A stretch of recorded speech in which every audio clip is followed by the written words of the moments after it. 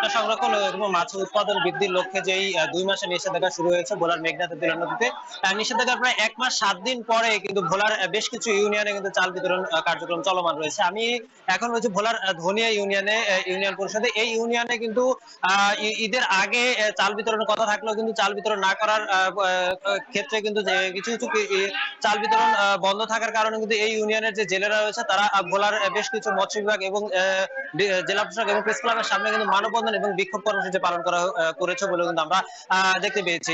এছাড়াও কিন্তু আপনাকে একটা বিষয় জানিয়ে রাখি, ভোলার যেই 1,70,283 জন নিবন্ধিত জেলে রয়েছে, এই জেলের বিপরীতে 99,000 জেলের 99,000 জেলের জন্য কিন্তু চাল বরাদ্দ এসেছে। এই যে সকল চাল বিতরণের কার্যক্রম চলমান থাকলেও কিন্তু ভোলার 7 উপজেলায় বিভিন্ন ইউনিয়নে কিন্তু চাল বিতরণের ব্যাপক অনিয়মের চিত্র কিন্তু আমরা দেখেছি। বিশেষ করে গত 28শে মার্চ কিন্তু ভোলার মনপুরা উপজেলার দক্ষিণ সাগর ইউনিয়নে জেলেদের চাল বিতরণকে কেন্দ্র করে স্থানীয় বিএনপি এবং জামাত শিবিরের মাধ্যমে কিন্তু ধাওয়া পাল্টা দেওয়ার ঘটনা ঘটেছে। এছাড়াও গত সম্প্রতি কিন্তু ভোলার দৌলতখান উপজেলায় প্রায় এক রাজনৈতিক নেতার বাড়ি থেকে প্রায় 283 বস্তা চাল জব্দ করার চিত্র কিন্তু আমরা দেখছি। এছাড়াও ভোলার সদর উপজেলার দক্ষিণ দিগন্ত ইউনিয়নে কিন্তু 50 বস্তা চাল জব্দ হয়েছে। এরকম করে প্রতিটি ইউনিয়নে কিন্তু জেলেদের জন্য যে বরাদ্দ কিন্তু চাল রয়েছে তা স্থানীয় রাজনৈতিক দলের ছত্রছায়ায় কিন্তু জব্দ এবং আত্মসাতের অভিযোগ কিন্তু আমরা পেয়েছি। এই অভিযোগের কারণে কিন্তু জেলেরা একরকম ক্ষুব্ধ হয়ে আছে, কেননা নিবন্ধিত যে সকল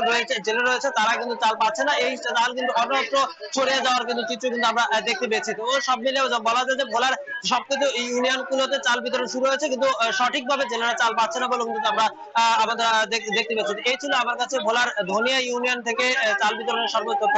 মুক্তি। ইমতিয়াজুর রহমান যুক্ত ছিলেন ভোলা থেকে।